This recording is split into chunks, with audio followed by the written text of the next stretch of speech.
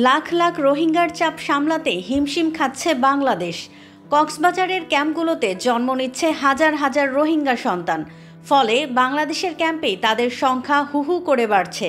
তার মধ্যেই আরও ৮০,০০০-এর বেশি রোহিঙ্গা ঢুকে পড়েছে বাংলাদেশে। স্বয়ং প্রধান উপদেষ্টা অধ্যাপক মোহাম্মদ ইউনুস দিচ্ছেন এই তথ্য।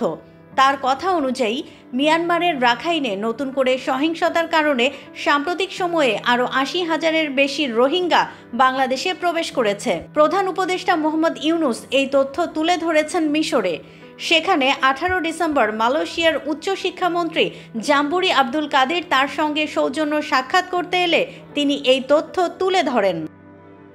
D8 সম্মেলনে যোগ দিতে মোহাম্মদ ইউনুস এখন মিশরের রাজধানী কায়রোতে রয়েছেন। সেখানে সেন্ট রেজিস হোটেলে প্রধান উপদেষ্টার সঙ্গে সাক্ষাৎ করেন মালয়েশিয়ার মন্ত্রী।